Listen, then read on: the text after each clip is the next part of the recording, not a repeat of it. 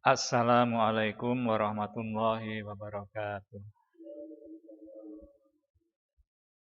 Alhamdulillahilladzi hadana li hada wa ma kunna linahtadiya laula an hadanallah wa asyhadu an la ilaha illallah wahdahu la syarikalah wa asyhadu anna Muhammadan abduhu wa rasuluhu la nabiyya ba'dah. Allahumma shalli wa sallim ala nabiyyina Muhammadin wa ala alihi wa sahbihi wa man tabi'ahum bi ihsanin ila yaumiddin. Qala Allah Ta'ala fi kitabil karim a'udzu billahi minasyaitonir rajim. Ya ayyuhalladzina amanu taqullaha haqqa tuqatih wa la tamutunna illa wa antum muslimun. Amma ba'du fa inna asdaqal hadisi kitabullah wa khairal hadi hadyu Muhammadin sallallahu alaihi wasallam wa syarrul umuri muhdatsatuha wa kullu muhdatsatin bid'ah wa kula bid'atin dolalah wa kula dolalatin finnar.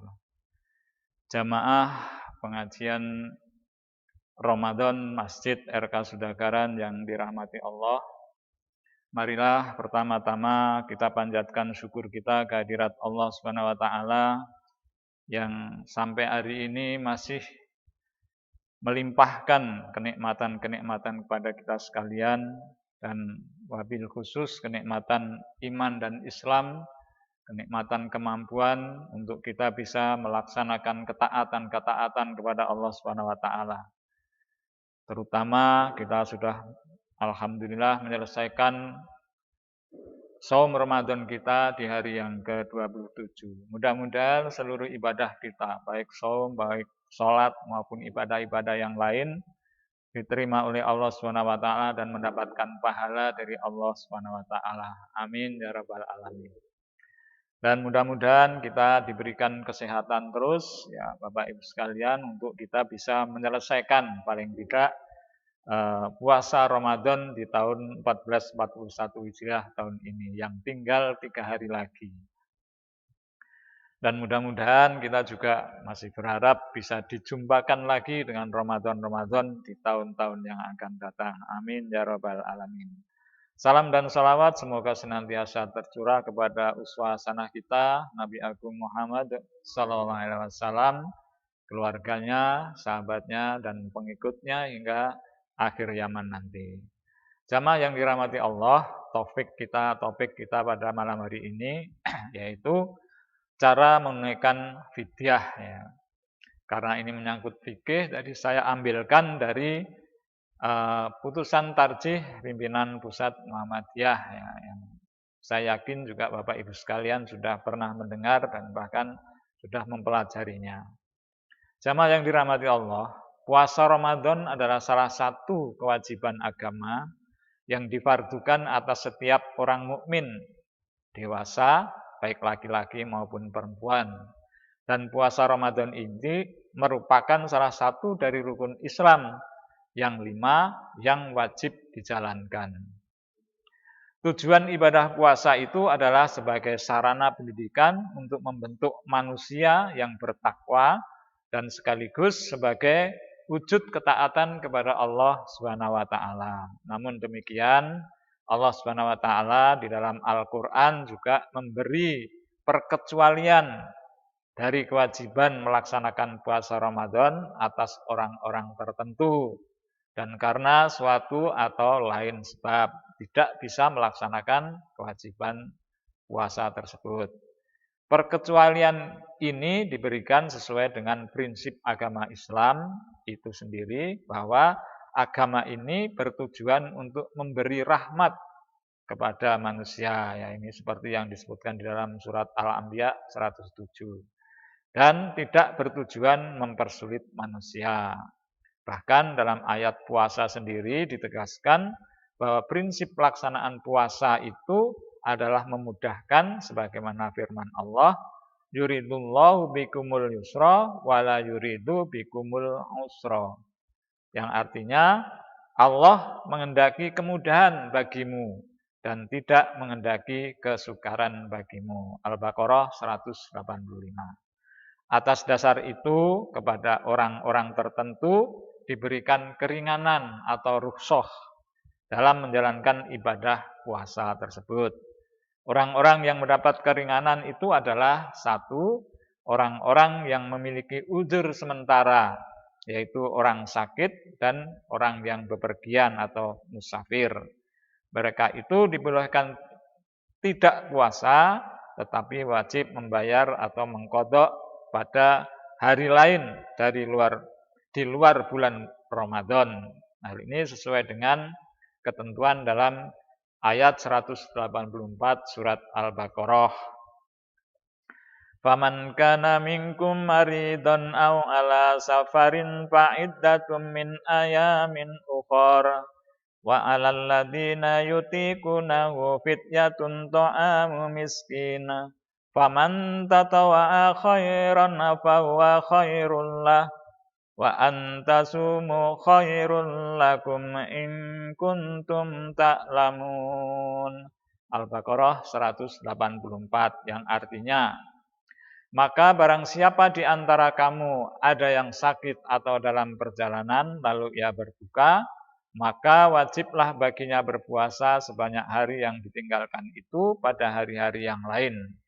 Dan di atas orang-orang yang berat menjalankannya wajib membayar fidyah jika mereka tidak berpuasa, yaitu memberi makan seorang miskin. Barang siapa yang dengan kerelaan hati mengerjakan kebajikan, maka itu adalah lebih baik baginya. Dan berpuasa lebih baik bagimu jika kamu mengetahui. Tentang qadha sudah kami bicarakan kemarin, sudah kita bicarakan kemarin pada perjumpaan yang lalu. Kemudian yang kedua, orang yang memiliki uzur tetap, yaitu orang lanjut usia yang tidak lagi mampu berpuasa, orang sakit menahun, atau orang yang penghidupannya adalah dengan bekerja berat, seperti kuli pekerja tambang misalnya, kemudian kuli pelabuhan, atau semacam itu yang apabila mereka berpuasa, mereka akan mengalami kesulitan besar dan merasa teramat berat dan menderita. Termasuk juga kategori ini adalah wanita hamil dan menyusui. Kepada mereka diberi rukhsah atau dispensasi keringanan untuk tidak berpuasa. Tetapi diwajibkan membayar fidyah, yaitu memberi makan satu orang miskin untuk 1 hari tidak puasa, dengan kadar sekurang-kurangnya 1 mud bahan pangan pokok, yaitu kurang lebih 6 ons. Dasarnya adalah potongan ayat yang telah dikutip di atas. Wa 'alal ladzina yutiqunahu fidyatun ta'amu miskin. Dan wajib atas orang-orang yang berat menjalankannya membayar fidyah jika mereka tidak berpuasa, yaitu memberi makan seorang miskin. Jamaah yang dirahmati Allah, dalam tafsir Al-Manar ditegaskan bahwa alladzina yutiqunahu berarti orang-orang yang amat berat dan amat sulit menjalankan puasa, meskipun jika dipaksakan bisa dilakukan, tetapi dengan masyakoh atau keadaan yang berat. Yang ini berat sangat ya. Artinya ini meliputi orang-orang tua yang lemah, kemudian orang sakit menahun, ya, pekerja berat seperti tadi sudah saya sampaikan, ya, pekerja pertambangan, kuli pelabuhan, bahkan kalau di perusahaan Tarsi yang dulu termasuk tukang becak, karena tukang becak zaman dulu itu mengayuh ya, ini bukan becak motor seperti sekarang ini. Dan kemudian supir kendaraan besar jarak jauh, ya, termasuk wanita hamil dan menyusui. Mereka diberi rukhsah atau keringanan untuk tidak berpuasa, tetapi diwajibkan menggantinya dengan membayar fidyah. Akan tetapi sesuai dengan akhir ayat 184 Al-Baqarah yang dikutip tadi, jika mereka ini mengupayakan untuk berpuasa, meskipun dengan berat tapi tetap mengupayakan berpuasa, maka hal itu lebih baik. Jika seandainya mereka miskin sehingga tidak mampu membayar fidyah, maka tidak ada kewajiban membayar fidyah sesuai dengan firman Allah, La yukallifullahu nafsan illa wus'aha. Allah tidak akan membebani seseorang kecuali sebatas kemampuannya. Al-Baqarah 286. Mengenai cara membayar fidyah, apakah boleh dilakukan sekaligus saja atau dicicil atau diecer dengan cara membayar setiap kali tidak berpuasa Ramadan? Maka sesungguhnya tidak ada ketentuan bahwa wajib dibayar secara dicicil setiap hari pun tidak puasa. Karena itu boleh dilakukan pembayaran fidyah secara sekaligus, baik sejak saat mulai tidak berpuasa di bulan Ramadan maupun setelah selesai bulan Ramadan. Karena itu lebih memudahkan sesuai dengan firman Allah dalam surat Al-Baqarah 185 yang telah dikutip di atas, wa ma ja'ala alaikum fid-dini min haraj. Dan tiadalah dia Allah membuat kesulitan bagimu dalam menjalankan agama. Quran surat Al-Hajj ayat 78. Fatwa dari Lajnah Daimah dari Arab Saudi juga membolehkan membayar fidyah secara sekaligus, sebagaimana boleh juga membayar secara dicicil ya, atau ketika tidak berpuasa pada setiap hari. Demikian pula sesuai zahir ayat 184 Al-Baqarah di atas, boleh seluruh fidyah itu diberikan kepada satu orang miskin saja, atau bila fidyah berupa memberikan makanan, boleh diberikan dalam satu hari saja kepada sejumlah orang miskin sesuai jumlah hari tidak puasanya. Atau misalnya memberi makan satu hari saja untuk 30 orang miskin karena membayar fidyah puasa 30 hari. Jamaah yang dirahmati Allah, menurut Syekh Utsaimin, pandangan ini dianut oleh kebanyakan ulama Syafi'iyah dan Hanabilah dan sejumlah ulama Malikiyah. Ibnu Muflih dalam kitab Al-Furu' juz 4 halaman 448 dan Ibnu Al-Mardawi dalam kitab Al-Insaf juz 3 halaman 291, keduanya dari mazhab Hambali menegaskan boleh menyalurkan pemberian makanan kepada satu orang miskin secara sekaligus. Artinya seluruh fidyah diberikan kepada satu orang miskin saja. Penegasan yang sama juga dikemukakan oleh Imam An-Nawawi, seorang ulama Syafi'iyah dalam kitab Raudhah At-Talibin juz 2 halaman 246. Kemudian Al-Bahuti dalam Kasayuful Kina mendasarkan kebolehan tersebut kepada zahir dari ayat fidyah 184 Al-Baqarah di atas. Seperti halnya memberikan seluruh fidyah boleh kepada satu orang, maka boleh pula memberikan fidyah bila dalam bentuk makanan siap santap kepada 30 orang miskin dalam satu hari saja.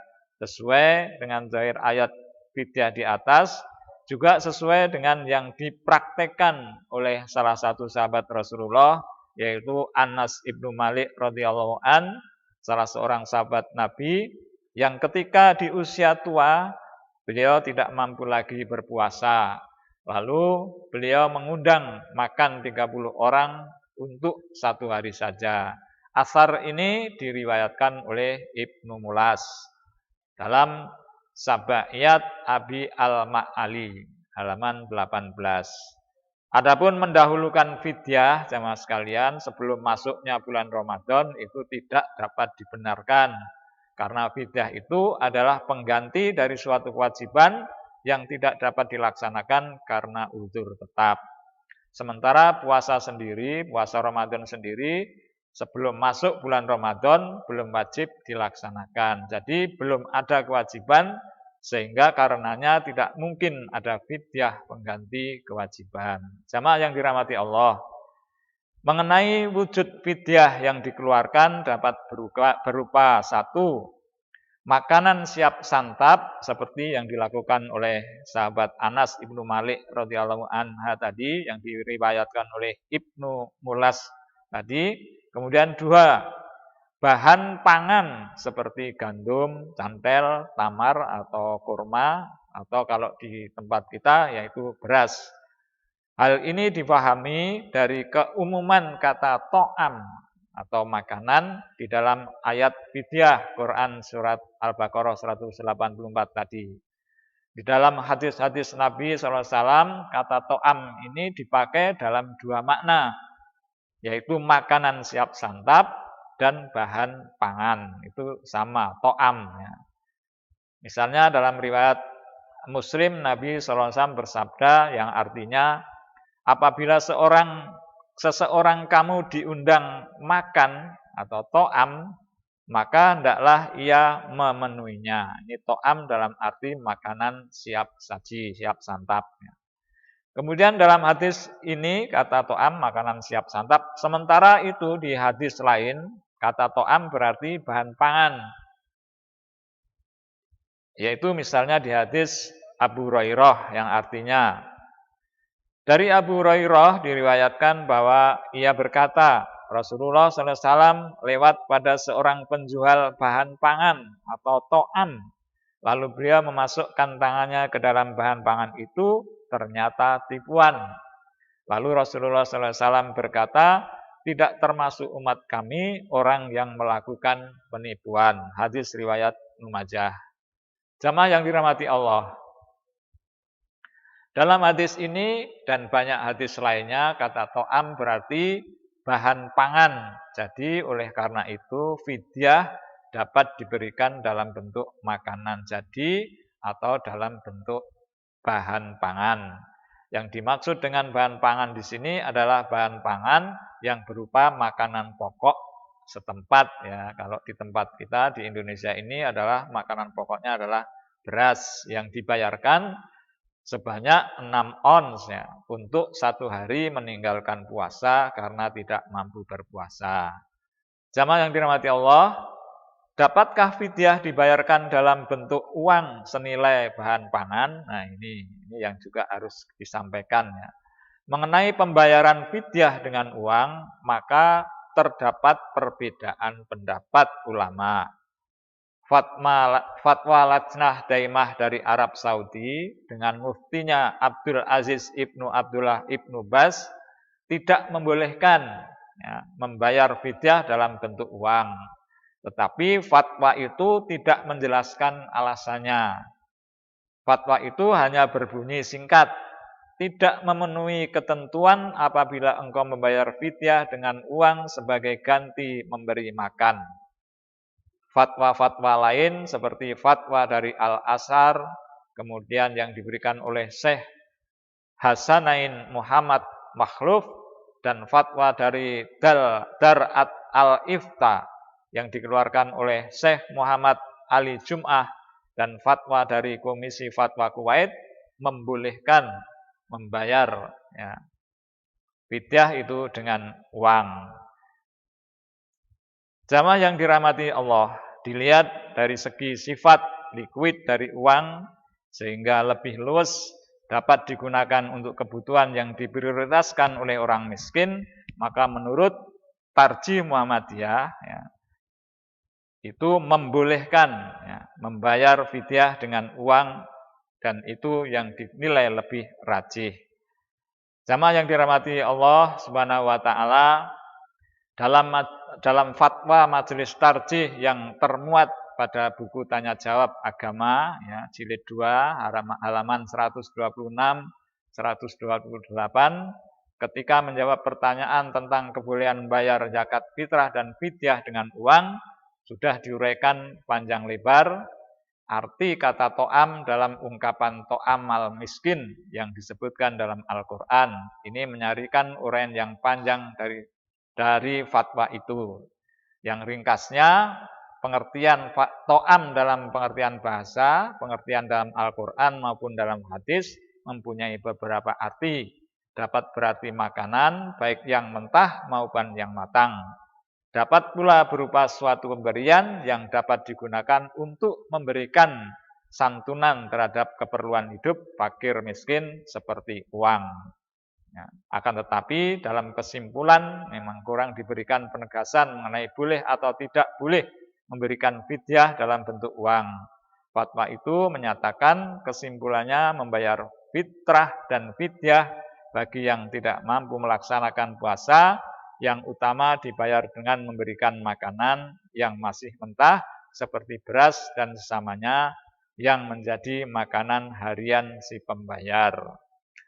Oleh sebab itu dalam fatwa yang sekarang ini dipertegas ya, membayar fidyah dalam wujud uang berdasarkan alasan tadi tentang arti to'am tadi seperti dikemukakan di atas, jadi diperbolehkan menurut Majelis Tarjih Muhammadiyah. Jamaah yang dirahmati Allah, berikut kami sampaikan kesimpulannya. Kesimpulan yang pertama, pembayaran fidyah bagi orang yang tidak menjalankan puasa Ramadan karena uzur tetap seperti usia sangat lanjut, sakit menaun, hamil dan menyusui, atau kerja sangat berat terus-menerus dapat dilakukan dalam bentuk memberi jamuan makan atau makanan siap santap, memberi bahan pangan 6 ons beras, atau dalam bentuk uang senilai bahan pangan tersebut. 2. Pembayaran fidyah bagi orang sebagaimana tersebut pada angka 1 di atas dapat dilakukan sekaligus dan dapat pula dilakukan setiap hari serta dapat dilakukan di muka sejak awal Ramadan dan dapat pula dilakukan kemudian tetapi tidak dapat dilakukan sebelum masuknya bulan Ramadan. 3. Pembayaran fidyah bagi orang sebagaimana tersebut pada angka 1 di atas dapat dilakukan dengan memberikan seluruh fidyah kepada satu orang miskin saja. Kemudian 4, pembayaran fidyah bagi orang sebagaimana tersebut dalam angka 1 di atas, bila mana berupa memberi makanan siap santap, dapat dilakukan 1 hari untuk seluruh hari Ramadan tidak puasa, dengan menjamu makan orang miskin sejumlah hari yang tidak dipuasai. Itu kesimpulannya. Ini sekali lagi ini kami ambilkan dari putusan Tarjih Pimpinan Pusat Muhammadiyah. Ya, yang mudah-mudahan ini bisa memberikan pemahaman kepada kita sekalian. Jamaah sekalian yang dirahmati Allah, ini adalah kali terakhir saya matur di hadapan jamaah sekalian di Ramadan tahun ini. Tentu saja banyak sekali apa yang pernah kami sampaikan ini kata-kata yang salah, yang kurang berkenan di hati jamaah sekalian. Nyicil ya untuk juga menyambut Idul Fitri. Mari kita saling memaafkan meskipun di dalam suasana yang kita tidak bisa silaturahmi saling jumpa. Mari kita saling berdoa dan saling memaafkan. Taqabbalallahu minna wa minkum. Mudah-mudahan kita wabah ini bisa segera berakhir, diangkat oleh Allah Subhanahu wa taala sehingga kita bisa beribadah ya, berkegiatan ibadah seperti tahun-tahun atau hari-hari sebelumnya. Mudah-mudahan ada manfaatnya, kurang lebihnya mohon maaf. Assalamualaikum warahmatullahi wabarakatuh.